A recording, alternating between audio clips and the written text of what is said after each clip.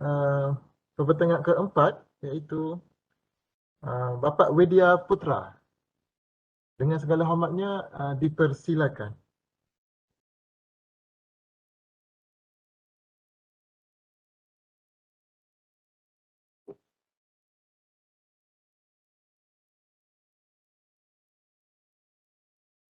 Pak Widya Putra,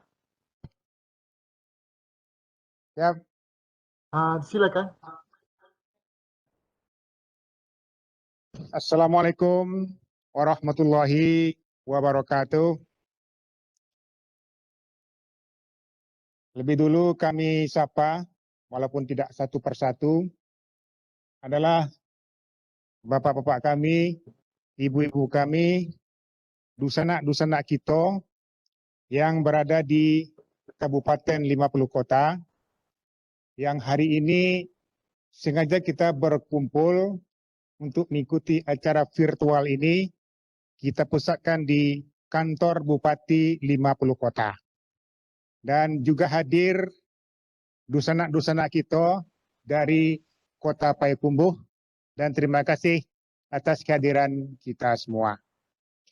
Termasuk juga kami sapa dusanak-dusanak kita, para camat, wali nagari yang ikut hadir secara aktif, secara virtual, dimanapun berada.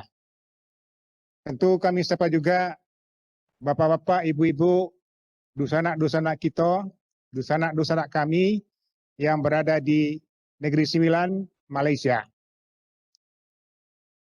Terima kasih kami ucapkan kepada Bapak atau Saudara Moderator yang telah memberikan kesempatan kepada kami, sekaligus ini merupakan salah satu penghargaan yang diberikan kepada kami untuk bisa ambil bagian secara aktif pula pada Seminang 2021, yakni Seminar Antarbangsa Kebudayaan Adat Minangkabau Negeri Kembar 50 Kota dengan Negeri Sembilan. Bapak-bapak, ibu-ibu hadirin yang kami hormati, kepada kami ditugasi untuk secara sederhana memaparkan terkait dengan peran dan fungsi pemerintah daerah dalam membina Negeri Kembar 50 Kota Negeri Sembilan. Sebelum kita masuk secara detail, kami mohon maaf, mungkin pada kesempatan ini kami mencoba untuk memaparkan sesederhana mungkin, tetapi tidak menghilangkan substansi yang kita butuhkan. Oleh karena itu, izinkan kami untuk mengaparkan ini, kita mulai dari sejarah. Sejarah yang kami maksud adalah, silakan slide. Oh ya. Next. Hubungan Minangkabau dengan Negeri Sembilan. Dari sejarah dapat kita pelajari bahwa wilayah asli alam Minangkabau terletak di bagian tengah Pulau Sumatera. Kosmologi alam Minangkabau, sebagaimana direkam dalam Tombo, terdiri dari 3 kawasan utama, yaitu apa yang disebut dengan Luak Nantigo. Masing-masingnya adalah Luak Tanah Datar, Luak Agam, dan Luak 50 Kota. Adapun nagari-nagari atau desa Minangkabau tersebar di 3 kawasan inti atau core region. Mereka percaya bahwa nenek moyang mereka berasal dari keturunan Iskandar Zulkarnain atau Alexander the Great, yang kemudian mendirikan pemukiman pertama di lereng bagian selatan Gunung Merapi, di mana simbol Merapi itu adalah simbol ketinggian alam Minangkabau. Dari titik pemukiman pertama inilah nenek moyang menaruka atau membuat pemukiman baru, lalu memecah diri ke dalam sejumlah unit komunitas yang masing-masingnya berpusat di suatu wilayah yang mereka sebut dengan Luha. Luha Agam yang terletak di bagian utara Gunung Merapi berhadap-hadapan dengan Gunung Singgalang. Sedangkan yang ketiga adalah Luak 50 Kota yang semula terdiri dari sekitar 50 kepala keluarga dan mendirikan pemukiman baru di bagian utara Gunung Sago. Lalu dari sejarah juga bisa kita petik bahwa ada studi klasik oleh ahli D. Yoseling de Young mengatakan bahwa Minangkabau N-9 menunjukkan bahwa perantau Minangkabau sudah menyeberang ke Semenanjung Melayu setidaknya sejak awal abad ke-16, bahkan jauh sebelumnya. Keterangan ini diperkuat dengan mengutip studi oleh R.A. Crane tahun 1938 yang menerangkan bahwa penguasa Portugis di Malaka yang bernama Albuquerque tahun 1912 telah menyebut kehadiran orang Minang di kota pelabuhan itu. Sumber lokal yang lebih tua menyebut migrasi orang Minang ke sana telah berlangsung sejak tahun 1388, beberapa tahun setelah meninggalnya Raja Aditya Warman. Bukti-bukti dalam bentuk inskripsi atau batu bersurat di sebuah makam di ujung Sungai Udang Linggi, sekitar 23 mil dari Seremban, dihubungkan dengan nama tokoh ulama yaitu Syekh Ahmad Majnun yang berasal dari Minangkabau. Beliau wafat tahun 872 Hijriah bersamaan dengan 1467 Masehi. Bapak Ibu yang kami hormati, sekarang kita lihat secara agak detail sekilas tentang Kabupaten 50 Kota. Adapun luas daerah Kabupaten 50 Kota dalam angka tahun 2021 yang diterbitkan oleh Badan Pusat Statistik 50 Kota adalah 3.354,3 km persegi. Dengan batas-batas wilayah administratif bisa kita lihat pada slide. Dari peta Kabupaten 50 Kota, next.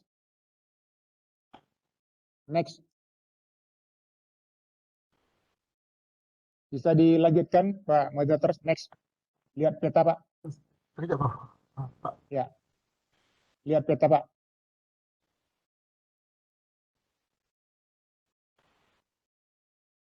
Dari gambar atau sketch peta 50 kota, itu diketahui bahwa sampai hari ini jumlah penduduk Kabupaten 50 Kota adalah 3.085.986 jiwa. Ini tersebar ke 13 kecamatan dan 79 nagari dan jorongnya 495. Jadi 50 kota mempunyai jorong 495 setelah penataan ulang. Next, kalau tidak bisa dilanjut kami sampaikan saja Pak. Boleh sila Pak. Ya, Sila, kami Pak. ingin sebenarnya melihat potensi wisata 50 kota. Karena kenapa wisata yang kami munculkan pada seminar kita kali ini? Sebab kita beranggapan bahwa seluruh kehidupan perekonomian dimanapun kita berada, itu tematiknya adalah pariwisata. Artinya, setiap kegiatan yang kita munculkan itu bisa membawa dunia pariwisata kemanapun. Nah, oleh karena itu, ada tempat-tempat pariwisata di 50 kota yang mesti kami sampaikan di forum ini, antara lain adalah Lembah Harau, ada juga namanya BPTU Padang Mengatas, ada Balai Pembibitan Ternak Unggul. Next Pak, boleh next. Walaupun ini sebagai BPTU, tetapi juga bisa kita handalkan sebagai tempat pariwisata unggulan. Nah, ini kita sebut juga New Zealandnya Indonesia. Kenapa kami katakan demikian? Di sini terdapat bentangan stepa ataupun mungkin sudah masuk kategori sabana untuk peternakan. Kita mempunyai rumput, lapangan rumput yang notabene itu adalah peternakan khusus sapi-sapi unggul. Ada juga namanya Kampung Serugo. Ada juga namanya Kepala Banda. Ini tidak kami berikan komentar mengingat waktu. Lalu kemudian ada prestasi wisata 50 kota. Itu bisa dilihat di slide. Yang terpenting yang ingin kami sampaikan adalah ketika kita berbicara masalah kerjasama antar daerah ataupun antar negara, itu akan nanti diatur oleh regulasi-regulasi yang sudah tersedia untuk itu. Oleh karena itu yang penting disampaikan dalam kita membina negeri kembar atau sister city ini adalah sudah tertuang di dalam peraturan Menteri Dalam Negeri nomor 25 tahun 2020. Bahwa untuk melaksanakan ketentuan pasal 35 dan pasal 42 peraturan pemerintah nomor 28 tahun 2018, ya benar Pak, tentang kerjasama daerah perlu menetapkan peraturan Menteri Dalam Negeri tentang tata cara kerjasama daerah dengan pemerintah daerah di luar negeri dan kerjasama daerah dengan lembaga di luar negeri. Oleh karena itu, dalam mengatur proses fasilitasi kerjasama kabupaten maupun kota kembar ataupun bersaudara, sebagaimana dimaksud pada pasal 6 ayat 1 huruf B, merupakan kerjasama yang dilakukan oleh pemerintah daerah kabupaten kota di Indonesia dengan pemerintah daerah kabupaten maupun kota atau yang setingkat di luar negeri untuk meningkatkan hubungan antar pemerintah daerah dan masyarakatnya. Seperti yang sedang kita wacanakan saat ini, bahwa Kabupaten maupun Kota dan Negeri Sembilan itu nanti akan kita lahirkan dalam bentuk regulasi dan kebijakan pemerintah daerah. Oleh karena itu, niat baik kita ini untuk sister city antara 50 kota dengan negeri kembar sebenarnya sudah ada regulasi-regulasi secara umum, tinggal kita mendetailkan setelah ini secara prinsip bagaimana 50 kota dengan Negeri Sembilan. Berikutnya Bapak Ibu semua, ada prinsip kerjasama Kabupaten maupun Kota dengan Negeri Sembilan yang kami tawarkan. Kerjasama yang akan dilaksanakan didasarkan pada kesempatan, pada kesamaan tujuan, keinginan untuk mencari solusi dari persoalan kedua daerah, serta adanya komitmen yang sejalan dengan tujuan pengembangan dan pembangunan daerah masing-masing. Kami lanjutkan, potensi unggulan setiap daerah dapat dipetakan dan disinergikan dengan mengusung 3 prinsip dasar yang kami sebutkan tadi. Pertama, kita harus punya kesetaraan atau dengan bahasa kita duduk sama rendah, tagak sama tinggi. Filosofinya seperti itu. Lalu yang kedua, saling menguntungkan. Lama di awak, ketujuh di orang. Lalu yang ketiga, saling bantu atau berkolaborasi. Kalau bahasa kitanya adalah kemudian saantak galah kahilia sarang dayuang sesuai lahir jo batin sesuai mulik jo hati. Ini konsep-konsep yang kita tawarkan ketika nanti kita ingin mengaplikasikan kerjasama antara Negeri Sembilan dengan 50 kota ke depan. Terakhir sebagai penutup, menilik histori kekerabatan Kabupaten 50 kota dan Negeri Sembilan yang sudah terbangun sejak dahulu, maka perlu dilanjutkan sebagaimana yang telah dituangkan pula di dalam visi dan misi kepala daerah kita. Jadi ada visi dari Bupati kita yang berbunyi begini, mewujudkan 50 kota yang madani, beradat dan berbudaya dalam kerangka adat Basandi Sarak Basandi Kitebulak. Artinya, misi yang dilahirkan oleh pemerintah 50 kota di bawah kepemimpinan Bupati dan Wakil Bupati sekarang, ternyata visi dan misi yang beliau munculkan adalah betul-betul visi yang dinamis dan bisa diselaraskan dengan program dan kegiatan yang bakal kita susun setelah ini. Akhirnya sebagai kesimpulan yang perlu kami sampaikan pada forum yang terhormat ini adalah bahwa pertama, pemerintah daerah akan selalu dan senantiasa mendorong semangat kerjasama antara kabupaten maupun kota dengan Negeri Sembilan. Lalu yang kedua tentu pemerintah daerah akan mengeluarkan regulasi-regulasi dan kebijakan daerah agar hubungan kerjasama dua daerah mempunyai legalitas yang formal. Demikian secara ringkas yang dapat kami sampaikan pada seminar kita hari ini. Atas perhatian kita semua, kami ucapkan terima kasih. Lalu bila mana hal-hal yang berkurang berkenan dan merupakan kesalahan kami, dari lubuk hati yang paling dalam, lebih dahulu kami menyampaikan maaf yang sedalam-dalamnya. Terima kasih sekali lagi. Wabillahi taufiq wal hidayah. Wassalamualaikum warahmatullahi wabarakatuh. Waalaikumsalam warahmatullahi wabarakatuh. Alhamdulillah, terima kasih diucapkan kepada Bapak Widya Putra dari Sekretaris Daerah Kabupaten 50 Koto. Seterusnya saya ingin membuka satu soalan jikalau ada untuk 1 minit. Jikalau ada, mohon jikalau ada peserta-peserta dari Malaysia. Bila tak ada, saya teruskan kepada pembertanyaan seterusnya. Saya menjemput yang berbahagia Profesor Madya Dr. Zulfiqar Ramli, Fellow Penyelidik Kanan Institut Alam Data Bandar Melayu Atma UKM untuk menyampaikan kertas pembertanyaan beliau. Dipersilakan.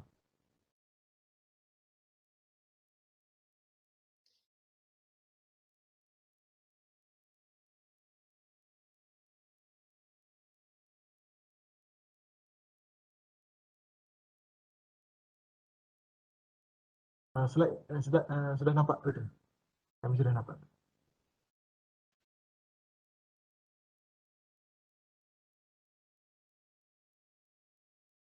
Silakan Dr. Zulis.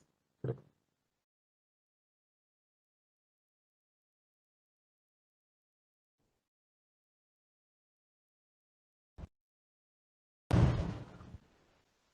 Hello, dengar? Dengar tu, dengar. Silakan. Okey. Nak mencari dia punya unmute dia tadi. Assalamualaikum warahmatullahi wabarakatuh. Salam sejahtera. Terima kasih Bapak Moderator pada tengah hari ini. Saudara Bazri. Datuk Seri Datuk Dr. Awang Sarian selaku pengarah Atma. Datuk Paduka Dr. Rosli selaku pengurusi seminar kita pada hari ini. Saudara kita daripada 50 kota, tuan-tuan dan puan-puan yang saya hormati sekalian. Okay.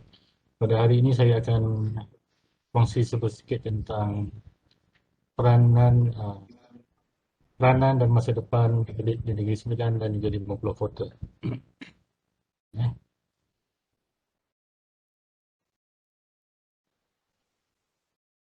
Okey, sebagai pengenalan kita tahu betul tradisi kebudayaan negeri ini terkait dengan penggunaan batuan-batuan alam semula jadi ataupun batuan-batuan alami yang mana batuan ini selalunya dalam saiz yang mega ataupun besar.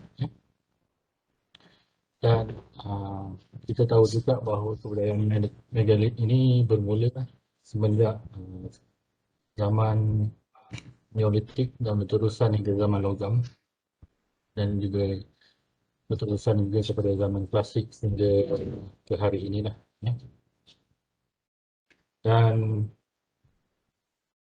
kebudayaan megalit ini dia secara tersebar secara universal, yang mana tapak yang terawal adalah di Timur Turki yang ditarikhkan kira-kira 11,000 tahun yang lalu. Kemudian ada satu tapak di Etlit Yam di Israel, yang mana pentarikannya adalah pada 9,000 tahun yang lalu. Dan kebanyakan tapak-tapak megalit ini dia terkait dengan amalan pemujaan nenek moyang, dan juga yang paling utama digunakan sebagai tapak ataupun tempat untuk memakamkan individu yang telah mati ataupun meninggal dunia. Kalau kita lihat, kalau kita Google tapak megalit ni dia bertabur di seluruh dunia, dan kebanyakan yang terkait dengan menhir ataupun dolmen ataupun struktur-struktur separa bulatan tu kita dapati banyak berada di kawasan Eropah juga. Gambar-gambar ni adalah contoh-contoh dolmen ataupun menhir yang terkait dengan kebudayaan Menggelit tu juga.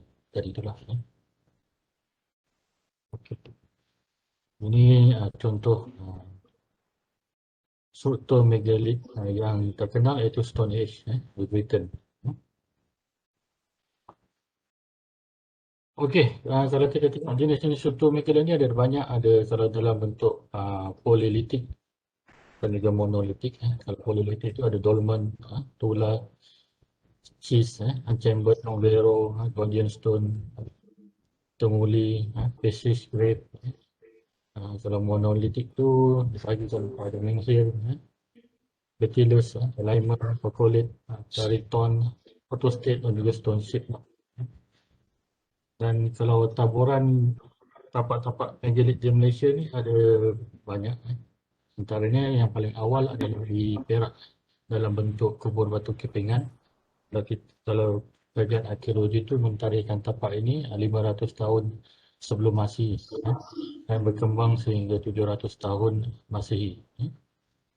Yang mana di dalam kubur batu kepingan tu kita jumpa alat-alat berupa ikat tanah, alat-alat daripada besi dan juga manik yang dikaitkan dengan aktiviti perdagangan masyarakat pada masa itulah. Manik ni kita tahu berasal daripada selatan India, yang mana manik pada ketika itu digunakan sebagai salah satu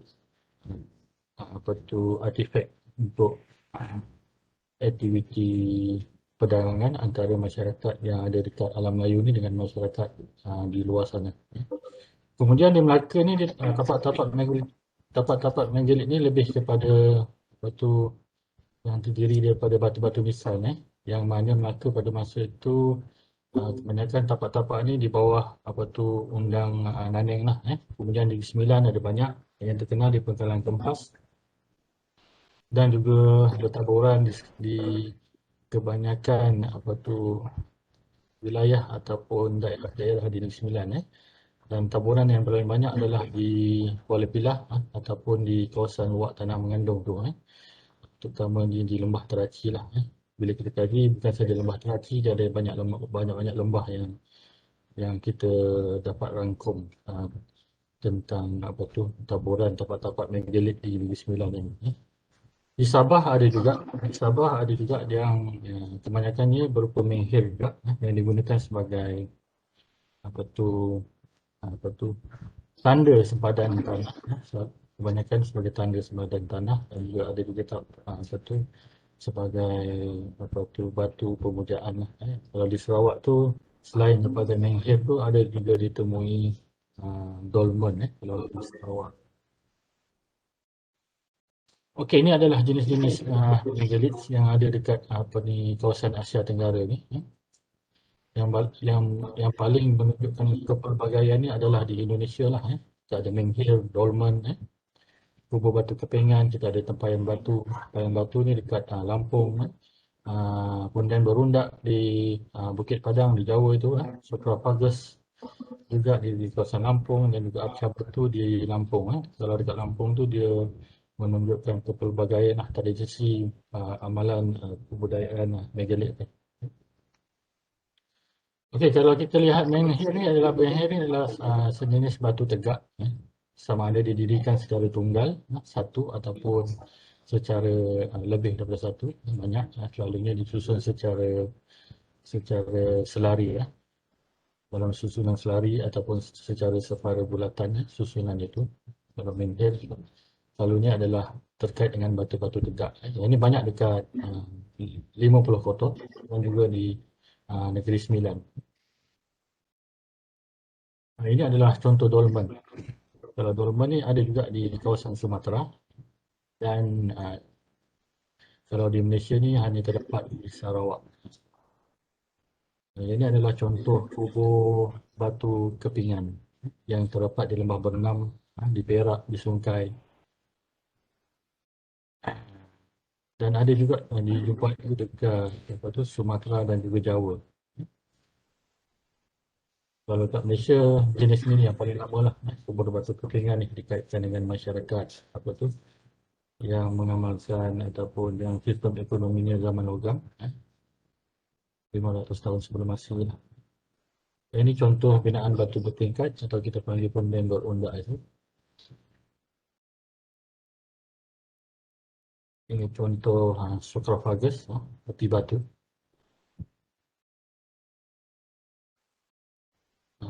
Dan ini adalah contoh arca batu. Selalunya arca batu ni dia biasanya adalah bertujuan untuk perlambangan nenek moyang dia juga. Dan apa tu, motif-motif pahatan yang selalu ada pada arca-arca ni terdiri daripada motif-motif anthropomorphic. Anthropomorphic ni lebih pada motif-motif manusia lah, dan kemudian ada juga motif-motif fauna, binatang. Dan selalu juga di kawasan ini diletakkan sesaji ataupun sajian untuk ritual nenek moyang juga. Okey, kalau kita lihat megalitik di Malaysia ni ada 3 jenis tadi itulah. Satu menghir, kubur batu kepingan dan juga dolmen. Contoh-contoh, ni contoh-contoh yang ada dekat Negeri Sembilan. Menhir. Tapi kebanyakan menhir ni yang kita dapati sekarang, yang boleh ditemui sekarang adalah yang terkait dengan dia bukan fungsi sebagai menhir yang seperti mana yang dahulu, lebih kepada fungsi sebagai batu nisan. Maknanya tanda kubur bagi masyarakat orang-orang Minangkabau. Dan yang paling unik di Negeri Sembilan adalah menghir yang terdapat di Pengkalan Gempas. Yang mana di Pengkalan Gempas ni kita dapati bahawa ia adalah satu-satunya menghir yang berukir. Dan ukiran tu ada yang berbentuk anthropomorphic, ada yang bentuk fauna seperti binatang seperti kuda, seperti burung ayam, ada katak juga kat situ. Dan juga motif-motif yang kita panggil abstract lah yang kita dapat. Dan yang menarik juga adalah adanya perkataan Allah dekat salah satu batu ataupun menghir tersebut yang dikaitkan dengan kedatangan Islam di kawasan tersebut pada abad ke-13 ataupun 14 Masih lah, hingga ke-15 Masih. Kalau kita tengok dari segi pentarihan makam Syekh Ahmad Majnun tu, pentarihannya adalah pada abad ke-15 Masih, 1467 ataupun 68. Maknanya menghir ni sama ada dia datang dahulu daripada makam Syekh Ahmad Majnun tu, ataupun makam Syekh Ahmad Majnun datang kemudian tu, kita tak dapat pastikan secara detail lah. Secara konteks arkeologi tu kita tak dapat tentukan lebih, tapi kita boleh agak terlihat. Ini adalah contoh-contoh motif-motif yang ada dekat menghir yang ada di Pengkalan Gempas. Yang mana Pengkalan Gempas ni sudah diwujudkan galeri yang sekarang ini di bawah penjagaan Lembaga Museum Negeri Sembilan, walaupun tanah itu adalah, walaupun secara pentadbiran tapak Pengkalan Gempas ini masih di bawah Jabatan Museum Malaysia lah, sekarang dalam pengurusan Lembaga Museum Negeri Sembilan. So ni ekskavasi yang pernah dijalankan adalah pada tahun 1982 contohnya, 1989 oleh Zoraina Majid, kemudian 1992 oleh Kamarul Bahari Menduyung, yang mana kebanyakan ekskavasi yang telah dijalankan, mereka ni membuat kesimpulan bahawa bila tak jumpa rangka manusia tu, mereka mengatakan bahawa fungsi batu mejelit dekat situ adalah sebagai fungsi ini sama seperti fungsi menghir lah, bukan sebagai batu tanda batu nisan ataupun tanda kubur. Tapi bila kita lihat kebanyakan batu taburan-taburan batu megalit Negeri Sembilan ni, kita pasti bahawa kebanyakan batu-batu megalit itu telah berubah fungsi daripada menghir kepada batu nisan, sebagai batu nisan. Ini adalah senarai tapak yang telah direkodkan. Kita rekodkan menggunakan pendekatan terkini lah. Kita menggunakan GIS, Geography Information System, dalam kita nak merekodkan tapak-tapak yang mempunyai tinggalan yang kita katakan sebagai tinggalan batu menggelit ataupun orang tempatan panjat batu hidup. Banyak kampung yang, dan ada juga kampung yang telah hilang dia punya batu menggelit akibat daripada kesan pembangunan yang berlaku di kawasan tersebut lah. Sama ada pembinaan rumah ataupun pembinaan jalan menyebabkan banyak batu-batu menggelit itu hilang daripada rekod yang kita buat sekarang ni pada tahun 2019 hingga 2020 itu. Okey, ini adalah pembangunan tapak menggelit kita buat di luar tanah mengandung yang yang terdiri pada luak Ulu Muar, luak Jempol, luak Teraci, luak Gunung Pasir dan luak Inas. Seterusnya sekarang ni kita tengah buat kajian tentang taburan tapak batu-batu menggelit di luak Berundang contohnya. Contohnya di luak Johor, luak Sungai Ujong, luak Rembau, dekat Sampin contohnya. Dan juga dekat luak Jelebu lah kita tengah buat kajian kajian yang secara teknikal ni secara berterusan lah, selain kita rekodkan yang kawasan yang di luar tanah mengandung tu. Ini rekod yang kita dah dapat sebanyak 126 buah tapak, tapi tapak tu makin lama makin bertambah disebabkan ada pembukaan ada tanah yang telah dibersihkan, hutan yang telah dibersihkan, ada kerana penduduk kampung jumpa tapak-tapak baru, kita akan rekodkan dari semasa ke semasa lah. Kemudian ada lebih kurang 4,200 batu menggelit yang kalau secara berpasang tu tinggal jadi 2,100 lah. Okey, ini yang kita buat pendekatan secara GIS ni. Ini yang boleh diguna pakai oleh pengkaji sama ada di Negeri Sembilan atau di Malaysia ataupun yang di 50 kota.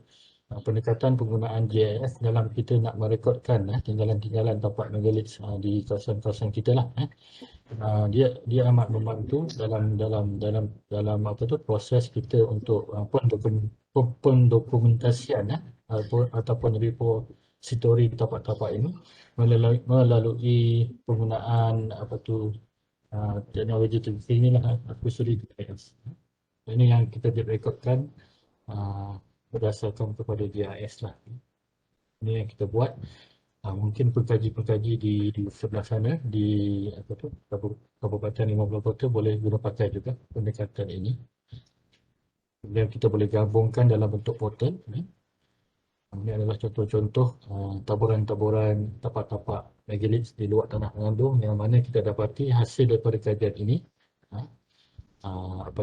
Dapatan terbaru didapati bahawa letakan ataupun lokasi tapak-tapak ini bukan sahaja di lembah Teraci tetapi dia terkait dengan lembah-lembah yang dinamakan luak itu. Contohnya di luak Gunung Pasir, kebanyakan dia punya tapak megalit terletak di lembah Gunung Pasir, di Sungai Gunung Pasir contohnya.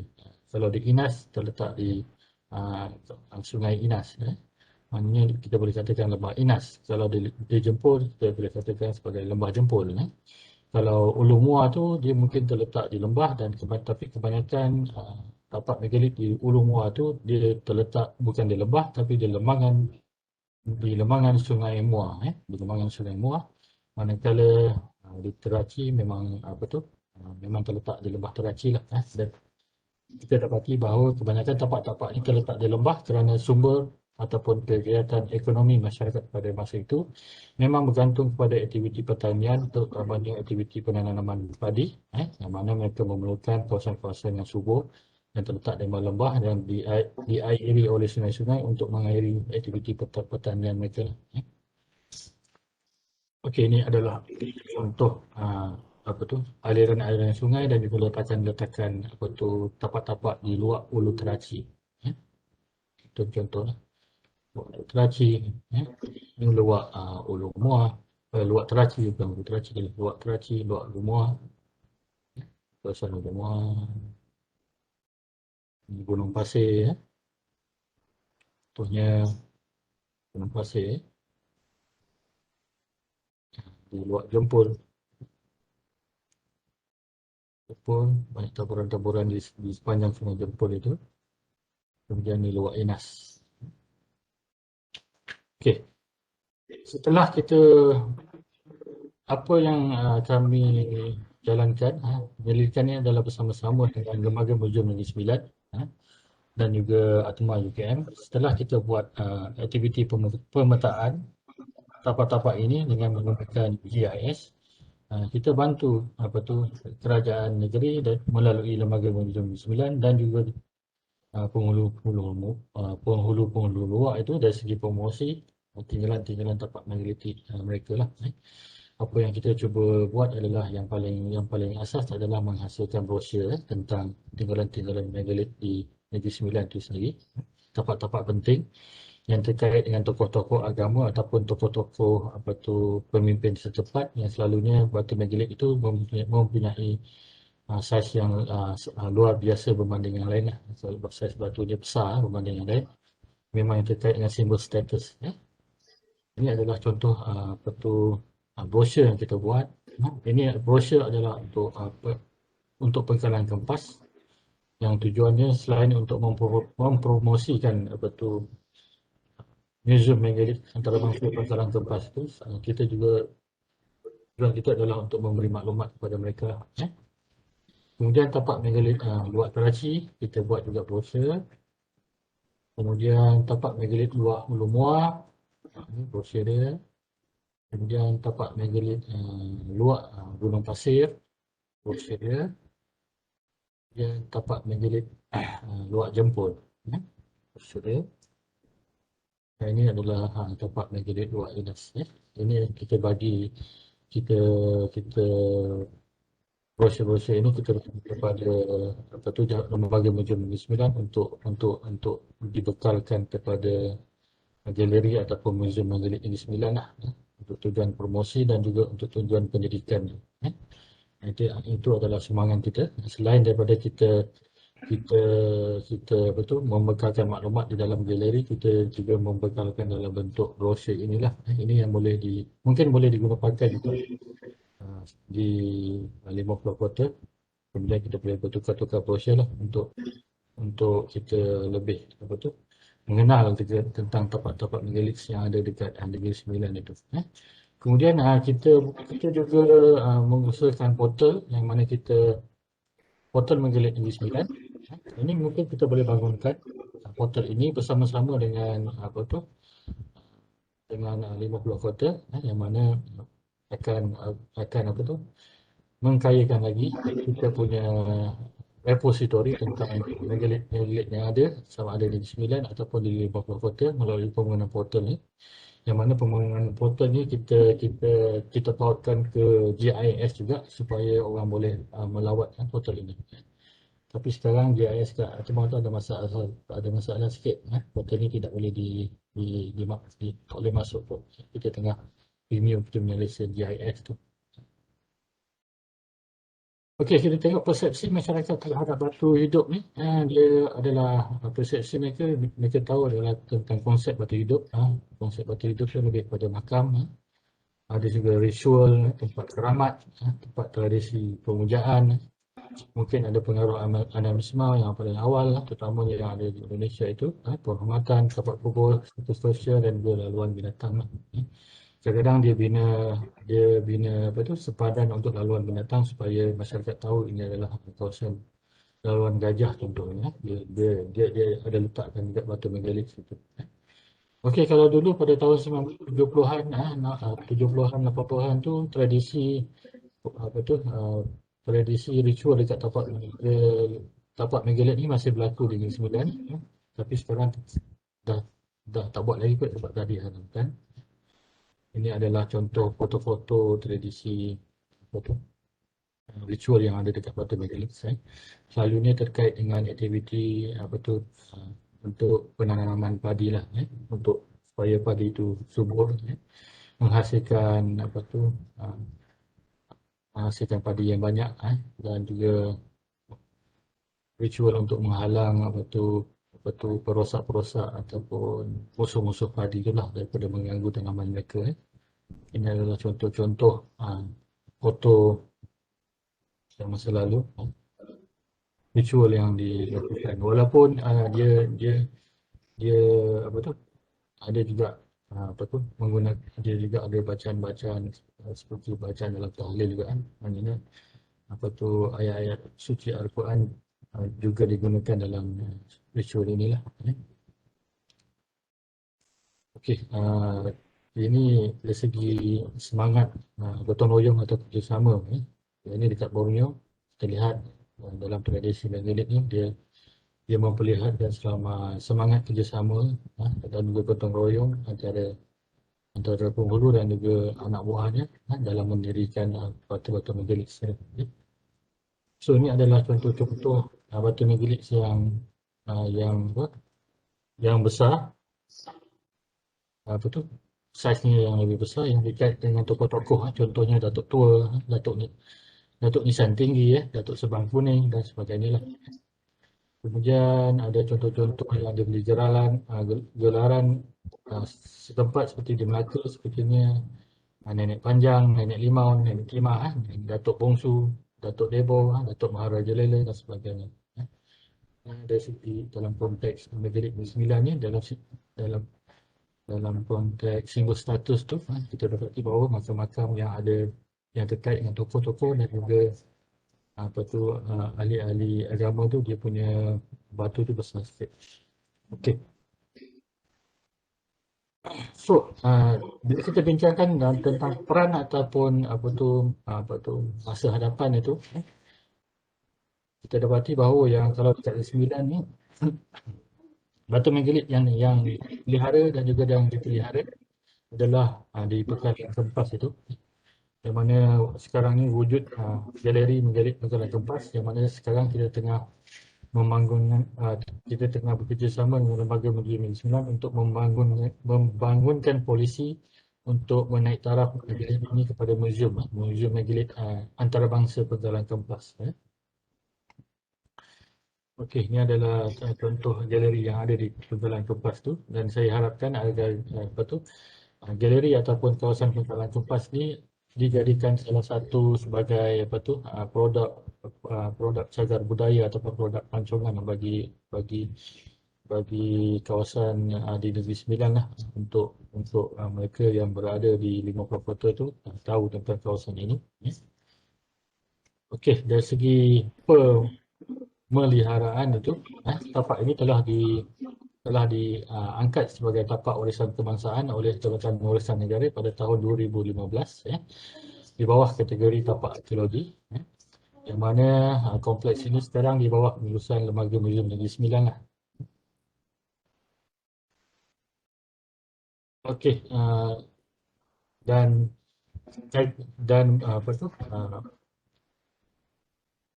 Pekalan Kempas telah diangkat sebagai tapak warisan kebangsaan berdasarkan kriteria yang ada di dalam Akta Warisan Kebangsaan, Seksyen 67 Akta 45 tu, yang mana antara ciri-ciri ini adalah dari segi kepentingan sejarah, hubungan dengan sejarah Malaysia, ciri-ciri reka bentuk atau estetika, dari segi pembaharuan ataupun pencapaian saintifik atau teknikal, hubungan sosial ataupun kebudayaan, dari segi potensi untuk mendidik, menjelaskan atau mendirikan penyiasatan saintifik lanjut berhubung dengan warisan kebudayaan Malaysia, kepentingan dalam mempamerkan kekayaan, kepelbagaian atau integrasi bentuk yang luar biasa, jarang tidaknya atau kedemikian warisan semula jadi, warisan budaya tertarik atau tidak tertarik, atau warisan kebudayaan di bawah air.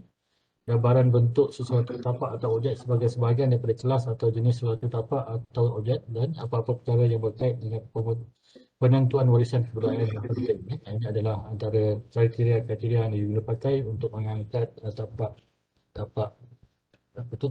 Menggelit Pekalan Kempas tadi sebagai tapak warisan kebangsaan.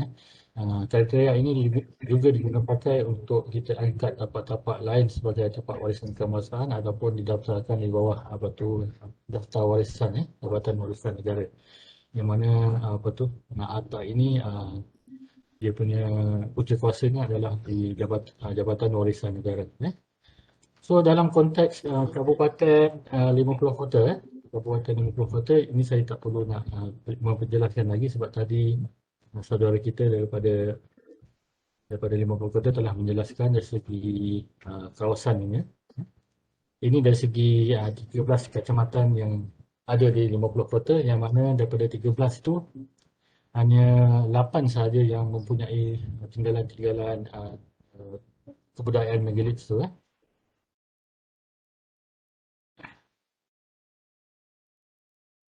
Okey, dan yang paling terkenal di kawasan 50 kota itu adalah di Desa Maek, di Kecamatan Bukit Barisan, ataupun ada yang kata di Kecamatan Suliki. Saya tak pasti yang mana yang lebih tepat. Mungkin saudara kita daripada sana boleh membeturkan. Yang mana tapak-tapak di Mahat atau Maek ini adalah merupakan salah satu objek wisata daripada 73 objek wisata yang ada di Kabupaten 50 kota. Kalau di Kabupaten 50 kota itu kita dapati bahawa objek wisata yang terkait dengan tinggalan batu Megalith ini ada 6 ataupun 7 yang telah diangkat oleh apa tu 50 kota sebagai objek wisata lah. Contohnya Megalith dari Megalith Mahat. Kita jumpa juga lompang batu ataupun lonson batu terkait dengan tinggalan masyarakat Megalith jugalah di zaman logam juga. Di Mahat juga ada tempat ini. Kemudian ada di kawasan kita dapati juga bahawa kebanyakan batu-batu Megalith ini di negeri Mahat ini mengarah ke Gunung Sagor. Ini adalah Gunung Sagor, puncak tertinggi di Kabupaten 50 Kota, Gunung Sagor. Dan kebanyakan menghir mengarah ke Gunung Sagor ini. Tetapi ada juga menghir yang tidak mengarah ke Gunung Sagor ini. Dia mengarah kepada bukit ataupun gunung yang paling dekat dengan dia lah, dengan tapak itu. So menghir ini dapat antara yang gunung-gunung yang lain juga seperti Gunung Omeh. Ini dia punya kacamata dari Gunung Omeh, Seliti, Bukit Barisan, Harau, Pengkalan Kota Aru,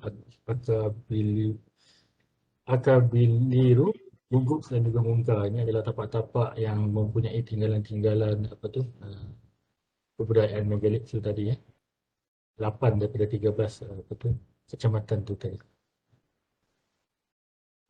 Okey, ini adalah contoh Megalith di Belibus. Kalau pentarihan yang dibuat oleh ahli ekologi mengatakan bahawa tapak ini sudah digunakan oleh manusia sejak 4000 sebelum Masihi. Kalau sekarang ni 6000 tahun yang lalu lah.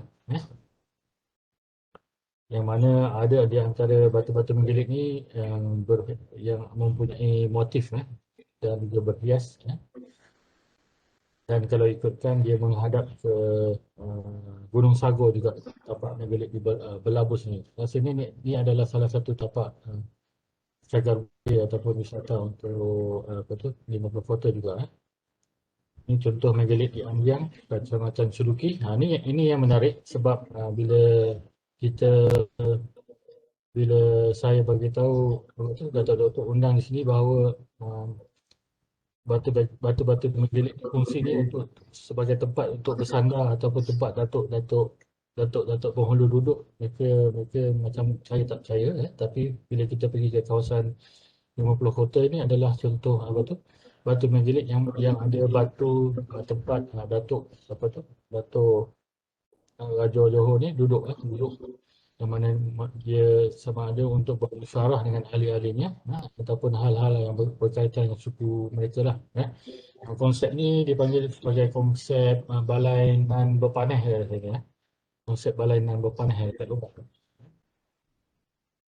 Ini contoh juga yang mana konsep balai nan berpanah itu diguna pakai di kawasan 50 kota yang mana selain daripada tinggalan menghir itu ada juga tempat untuk datuk-datuk dan juga datuk penghulu dan juga datuk-datuk ahli lembaganya duduk untuk bermusyawarah di balai nan berpanah itu. Okey, ini adalah salah satu contoh bagaimana fungsi Malaysia itu sudah bertukar kepada fungsi batu nisan. Ini yang kita rakamkan di makam Idamos Saruwafa itu di Pagaruyung itu, yang mana konsep batu nisan ini juga diguna pakai seperti yang mana yang kita dapat banyak dekat kawasan di Negeri Sembilan lah. Okey, dalam konteks pelestarian budaya ataupun cagar budaya di Indonesia itu selalunya yang akan memainkan peranan penting adalah Balai Pelestarian Cagar Budaya di Sumatera Barat. Untuk kawasan di Sumatera Barat itu terletak di kawasan Pagaruyung. Maknanya apa tu? BPCB ini memiliki tugas untuk melindungi, mengembang dan juga memanfaatkan cagar budaya yang ada di kawasan tersebut. Sesuai dengan Peraturan Menteri Pendidikan dan Budaya Nombor 52 Tahun 2012 tentang organisasi dan tata kerja BPCB memiliki fungsi melaksanakan seperti yang penyelamatan, pengamanan, donasi, pemeliharaan, pemugaran, pengembangan, pemanfaatan, dokumentasi dan publikasi, kemitraan, fasilitasi tenaga teknis dan juga urusan tata usahaan BPCB. Ini adalah fungsi-fungsi BPCB yang paling jelas lah. Ini adalah sebelah tu adalah gambar contoh yang mana batu megalith ini ataupun menhir itu adalah salah satu tanda tempat masyarakat pada zaman itu menanam individu yang telah mati lah, jumpa rancang manusia di bawah tu. Okey, ini saya dapat daripada hasil daripada carian pemerintah Kabupaten 50 Kota Pemerintah Kabupaten 50 Kota Sumatera Barat akan memfokuskan perawatan terhadap 12 cagar budaya daripada 16 situs yang ada di daerah itu. Yang mana dalam ini dia mencatatkan bahawa antara tapak-tapak yang perlukan perawatan adalah tapak-tapak yang terkait juga dengan tapak-tapak megalith yang ada di 50 kota lah. Terutamanya di Mahat itu tadi atau Pemaik itu tadi. So, ini bila saya dah bagi penerangan sedikit tentang batu megalith itu, apa yang perlu kita lakukan dalam konteks serangan dan juga masa depan tapak-tapak megalith. Tapak-tapak megalith ini sama ada di wilayah 50 kota ataupun di wilayah Negeri Sembilan adalah satunya mempertingkatkan ataupun kita cuba untuk merapatkan hubungan sejarah dan juga budaya yang ada di antara wilayah 50 kota dan juga Negeri Sembilan juga. Dan memang kita tahu bahawa batu megalith ini adalah salah satu tinggalan budaya ataupun tinggalan material kultur yang terkait dengan masyarakat di 50 kota dan juga masyarakat Minangkabau yang menamakan adat Prosatih di Sembilan. Kemudian dari segi pendidikan itu yang paling penting adalah kita cuba untuk menghasilkan satu repositori tentang tapak-tapak megalith sama ada yang ada di Negeri Sembilan ataupun yang ada di wilayah 50 kota ataupun wilayah 50 kota itu. Mungkin kita boleh lakukan bersama-sama dengan penyelidik dari sana lah. Dan untuk itu kita perlu memperkukuhkan jaringan di peringkat kerajaan sama ada melalui Lembaga Museum Sembilan ataupun Balai Pemeliharaan Cagar Budaya itu tadi ataupun melalui kantor Bupati ataupun bagaimana perlu dipikirkanlah macam mana kita nak tingkatkan jaringan di peringkat kerajaan ini. Kemudian jaringan di peringkat newsstream. Dan akhir sekali mungkin kita boleh menghasilkan satu ensiklopedia megalith yang terkait dengan tapak-tapak megalith di Sembilan dan juga di kawasan wilayah 50 kota ataupun kita boleh kembangkan di kawasan-kawasan lain yang ada di Sumatera itu. Kemudian yang penting adalah konteks pelancongan. Macam mana kita nak menghasilkan satu produk ataupun heritage trail itu, laluan warisan sama ada di wilayah 50 kota dan wilayah Negeri Sembilan. dan heritage trail ni kita akan cuba untuk kembangkan dan juga untuk promosikan, ya. Bukan sahaja terkait dengan tapak-tapak megalit, tapi kita mungkin boleh kaitkan dengan tapak-tapak alam semula jadi, ya, dari sudut gastronomi, makanan, dan dari sudut budaya, ya. Aktiviti-aktiviti di balai adat dan sebagainya contohnya. Dari segi pengembangan objek wisata itu, macam yang telah dilakukan oleh kantor Bupati di wilayah Kota, ya. Kita juga boleh mempertingkatkan promosi dalam bentuk brosur itu tadi, laman web ni yang terkini lah, yang dekat dengan anak-anak muda kita melalui laman web dan juga melalui portal ataupun portal itu tadi, seperti yang telah Atma bangunkan, portal Megalit Negeri Sembilan boleh dikembangkan dengan boleh dikembangkan ataupun digabungkan dengan apa yang ada di 50 portal itu. Kemudian naik taraf dari Pecalang Kempas kepada Museum Antarabangsa Pecalang Kempas. Ini adalah idea yang sedang dikembangkan oleh Lembaga Museum Negeri Sembilan dan juga Atma dengan kerjasama Atma, yang mana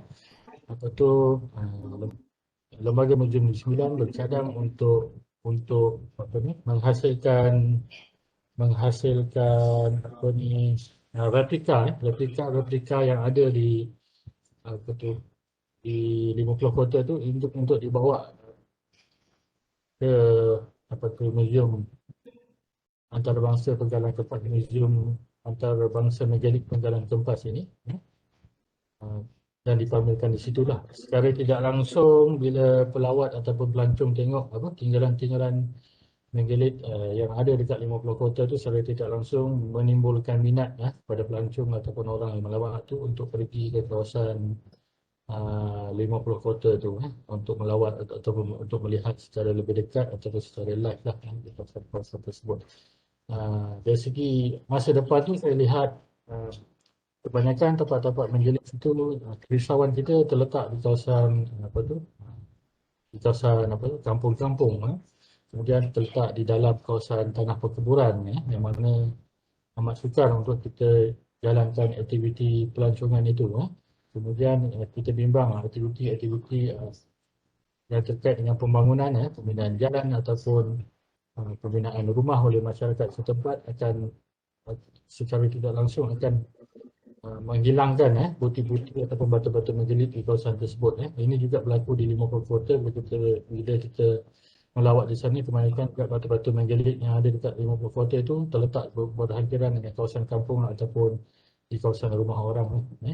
Maka dengan itu, bagaimana cara kita nak melestarikan tinggalan-tinggalan artifak budaya ini, adakah kita perlu pindahkan ataupun kita pusatkan ataupun bagaimana, itu perlu dibincangkanlah di peringkat negeri dengan orang-orang kampung.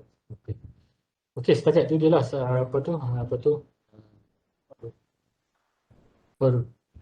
perbincangan saya berkenaan dengan tapak-tapak megalit, apa yang kita boleh buat peranan di masa depan. Mungkin kita boleh gerakkan daripada hari ini supaya segala tinggalan tapak-tapak yang terkait dengan tapak-tapak megalit ini boleh kita lestarikan dan juga kita pelihara dan kita pelihara. Sekian, wabillahi taufiq wal hidayah. Wassalamualaikum warahmatullahi wabarakatuh. Assalamualaikum warahmatullahi wabarakatuh. Alhamdulillah, terima kasih diucapkan kepada Yang Berbahagia Profesor Madya Dr. Zul Iskandar Ramli atas pembentangan beliau sebentar tadi. Alhamdulillah, cukup detail, cukup menarik sekali. Tapi disebabkan keseteruskan masa, saya pasal teruskan juga untuk pembentangan seterusnya, iaitu saya menjemput yang berbahagia Datuk Paduka Amar Dr. Sofian Hussein, mantan Profesor UKM, untuk menyampaikan kertas pembentangan beliau. Dipersilakan. Terima kasih. Boleh saya share slide saya ya? Silakan.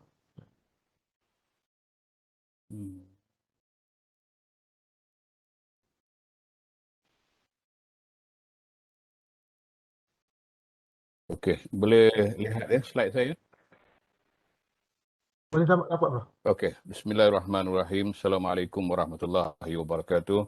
Yang terhormat Bupati, pimpinan-pimpinan dari seberang, sahabat saya Profesor Dr. Yusrizal, seterusnya yang berbahagia Profesor Datuk Seri Dr. Awang Sarian, Pengarah ATMA, dan juga Profesor Madya Datuk Paduka Dr. Rosli Saludin serta pimpinan-pimpinan universiti, para pembentang kertas kerja dan para peserta sekalian. Alhamdulillah, kita bersyukur kepada Allah SWT dapat kita bertemu pada hari ini untuk membincangkan satu perkara susulan daripada kerjasama yang telah dibuat pada tahun lepas.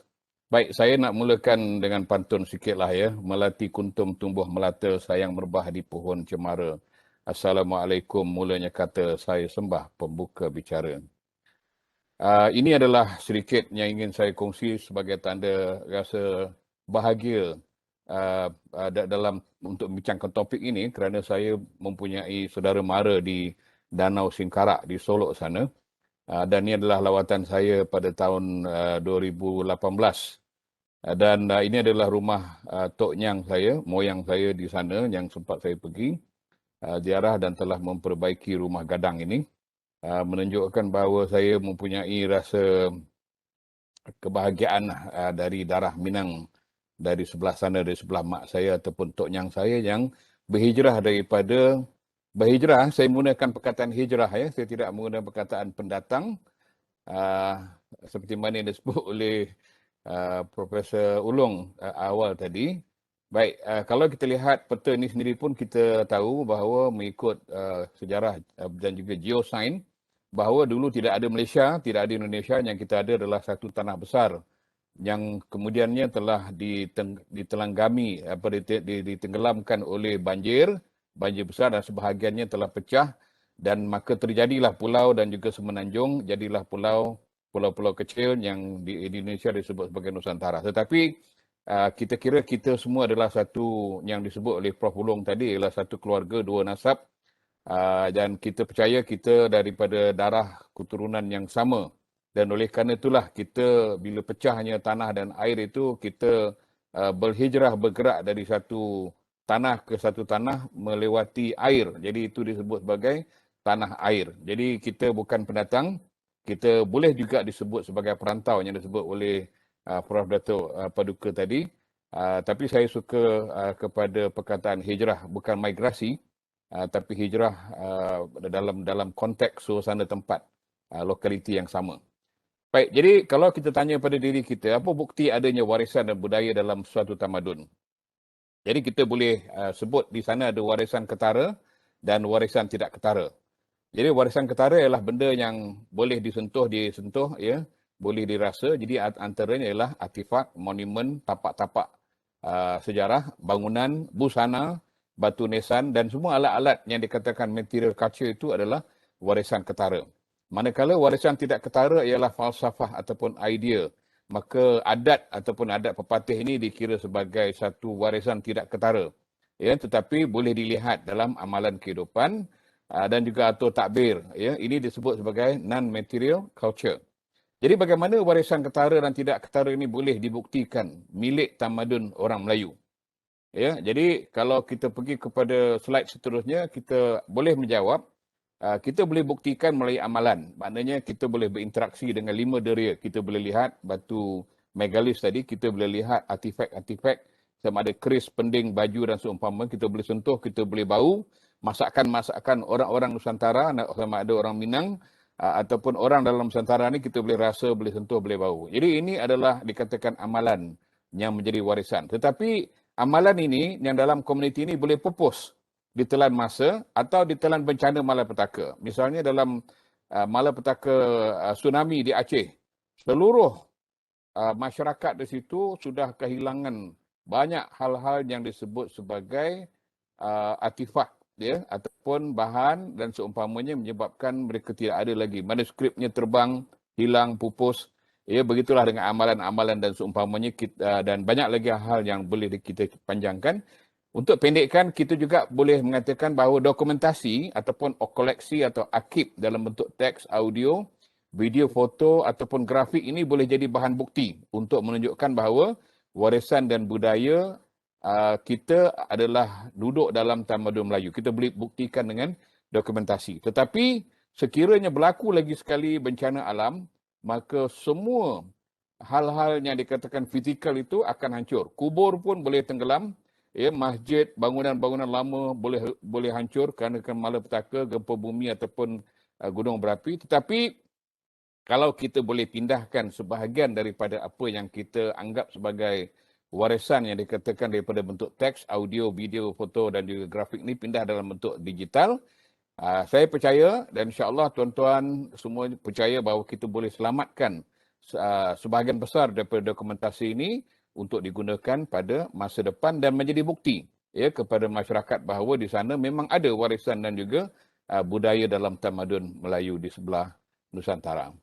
Baik, jadi apa perlunya dokumentasinya? Pertama, menjadi rujukan. Ya, kalau tak ada, kita tidak boleh buktikan kerana lisan tidak boleh membantu. Ya, kerana apabila seseorang datuk adat menyatakan begini atau begitu dalam bentuk lisan, apabila dia meninggal dunia, maka ilmu dan juga maklumat yang dia ketahui itu akan pupus mati bersama dengan dia. Dan kita bimbang sekiranya orang yang mengambil alih jawatan datuk adat itu mungkin hanya boleh mengingat apa yang dia ingat, tetapi boleh jadi terlupa, boleh jadi menambah atau tambah, maka tidak ada rujukan yang boleh dilihat. Maka dokumentasi itu cukup berharga, cukup penting. Dan kita perlu dokumentasi untuk penyelidikan dan bagi mewujudkan persefahaman. Kerana dalam hal yang dibangkitkan oleh Datuk Rosli sebentar tadi, tentang Ibu Sokor dan juga Datuk Prof Ulong juga bangkitkan tadi, apabila tidak ada dokumentasi, maka menjadi permasalahan. Timbullah konflik yang banyak bergantung kepada lisan dan tidak dapat dipastikan apakah lisan yang disampaikan itu adalah perkara yang benar atau tokok tambah atau bagaimana. Maka dokumentasi itu cukup penting dan perlu dibuat. Ya. Jadi kemudian kita perlu mendidik orang awam, masyarakat kita seluruhnya, khususnya generasi muda, apabila kita ada dokumentasi ini. Baik, akhirnya kita tahu bahawa dokumentasi ini menjadi aset ilmiah bagi kedua-dua kota kembar, iaitu Negeri Sembilan dan juga 50 kota.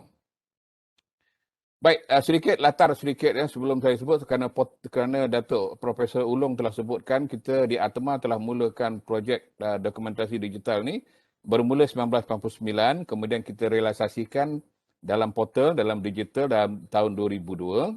Dan hingga ini kita ada 16 ya pengkalan data kecil, salah satunya nombor 8 itu disebut sebagai adat pepatih. Ini gambar adat pepatih sekarang yang ada di dalam portal, boleh diakses dari seluruh dunia, di Indonesia pun boleh akses juga. Kemudian adat pepatih ini sebenarnya apabila kita bangunkan pada tahun 2005, sumber-sumber yang kita boleh kumpulkan hanyalah daripada Negeri Sembilan saja. Kita tidak ada data ataupun sumber-sumber daripada Pagar Royong atau pada komuniti 50 kota. Jadi dengan adanya kerjasama ini, kita percaya kita dapat tingkatkan tambah koleksi-koleksi kita di dalam portal itu dan menjadikan ia satu pangkalan data yang agak padu apabila kita dapat gabungkan di antara data daripada Indonesia, dari sana dan juga dari sini. Baik, ini adalah contoh grafik asal masa kita buat tahun 2005. Ini ada pepatih yang kita yang sebutkan tadi boleh akses. Baik, apa yang berlaku pada tahun 2019 ialah apabila Tuan Ahmad Husaini Hamzah, Tuanku Raja Besar dari Senawang telah berbincang dengan Datuk Rosli untuk memanjangkan cadangan supaya kita mewujudkan kerjasama kota kembar ini antara Negeri Sembilan dengan 50 kota. Datuk Rosli telah berjumpa dengan saya ketika itu sebagai pengarah ATMA dan saya terus bersetuju kerana ini adalah antara usaha kita untuk mengantarabangsakan ATMA dan ATMA harus menjadi pusat dokumentasi dalam hal ini. Maka dengan itu berlakulah apa yang kita rancang, iaitulah yang disebut oleh yang bahagia Prof Naib Chancellor kita pagi tadi tentang yang kita telah lakukan pada 3 Oktober 2019.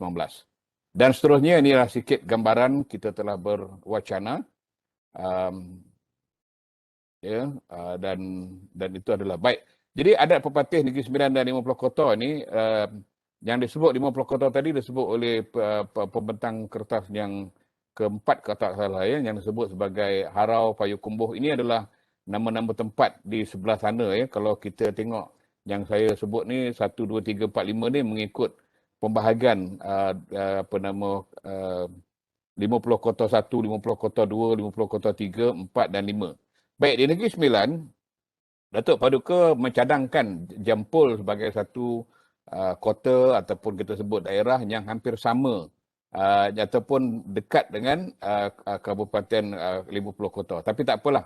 Tempat-tempat lain pun ada juga. Rembau, Jelebu, Kuala Pilah tu merupakan tempat-tempat adat juga yang agak kuat ya. Baik, saya beralih kepada hasil daripada wacana tahun lepas. Ada 11 perkara yang saya telah catatkan daripada perbincangan wacana itu, yang merupakan ada banyak persamaan dan banyak perbezaan, tapi lebih banyak persamaan lah.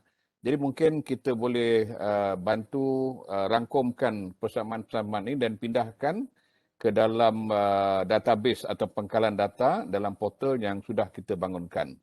Tadi saya dengar beberapa pembentang tadi telah menyebut ada persamaan-persamaan dari pelbagai sudut, tetapi kita tidak masukkan data-data ini di dalam portal, akhirnya kita tidak dapat menyimpan dokumentasi. Baik, langkah seterusnya sebagai merengkaskan pembentangan saya. Pertamanya, Pusat Kajian Negeri Sembilan dan Pusat Kajian di 50 Kota ni harus diwujudkan, yang disebut oleh Bapak Profesor Yusrizal tadi ya.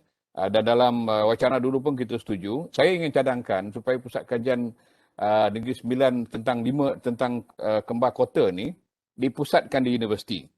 Jadi untuk Malaysia, kita cadangkan ATMA sebagai pusat pusat kajian mewakili projek kerjasama ini.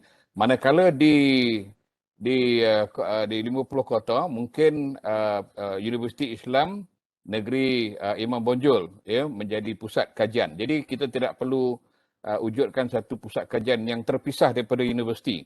Kerana apa? Kerana universiti adalah tempat di mana kita boleh mengumpulkan mahasiswa, ya, mengumpulkan mahasiswa dan dosen untuk melaksanakan projek pendidikan. Jadi kalau dipisahkan daripada universiti, mungkin penelitian atau pendidikan itu mungkin tidak dapat dilaksanakan dengan sempurna atau dengan baik, ya, kerana universiti adalah tempat yang lebih baik daripada pusat kajian yang bersifat kendiri.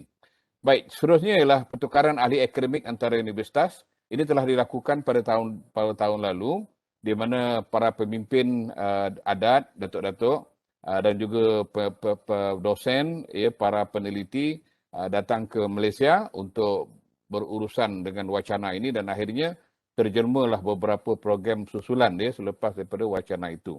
Alhamdulillah, pertukaran ahli akademik ini boleh terus dibuat. Mungkin secara maya ya pun boleh juga dilantik misalnya profesor pelawat ataupun peneliti pelawat ya di antara ATMA dengan Imam Bonjol ataupun dengan universitas yang lain. Walaupun COVID ini kita masih lagi boleh bergerak ya. Seterusnya memelihara manuskrip. Ini cukup penting.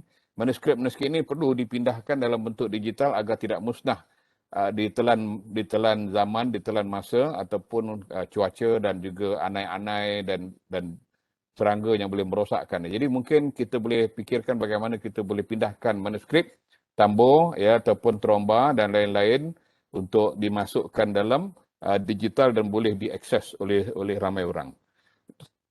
Terusnya seminar seperti ini perlu dilaksanakan, perlu dibuat dari masa ke semasa. Kalau persidangan yang besar itu mungkin 2 tahun sekali, tapi seminar mungkin boleh dibuat setahun sekali ataupun 2 kali setahun.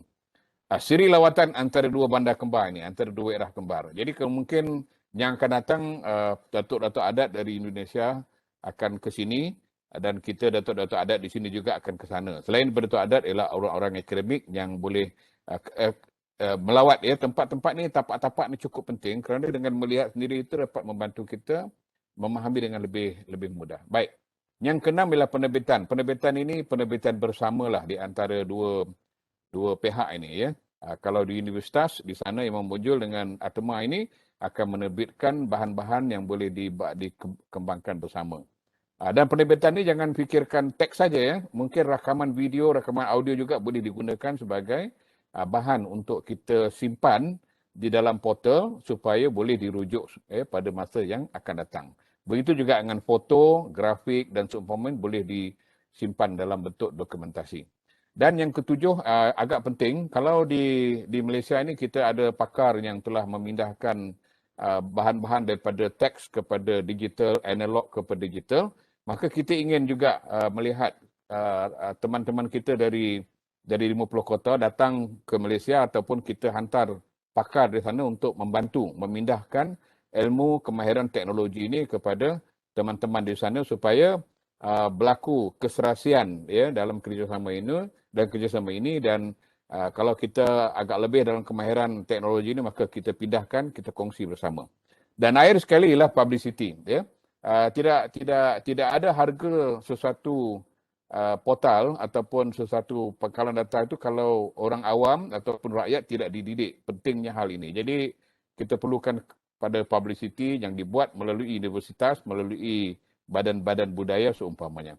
Dan akhir sekali kesimpulannya kita perlu ada agreement MOU dan MOA antara dua pihak dan dengan adanya MOA atau MOU ni sudah ada satu komitmen untuk kita bekerjasama dan di sana mungkin kita boleh berikan komitmen keuangan dan saya fikir kalau dua pihak saja bergerak bekerjasama tidak mungkin sempurna kecuali pihak pemerintah turut bersama dalam hal ini, agensi kerajaan, badan-badan bukan kerajaan, badan adat dan universitas yang paling penting untuk terlibat dalam hal ini.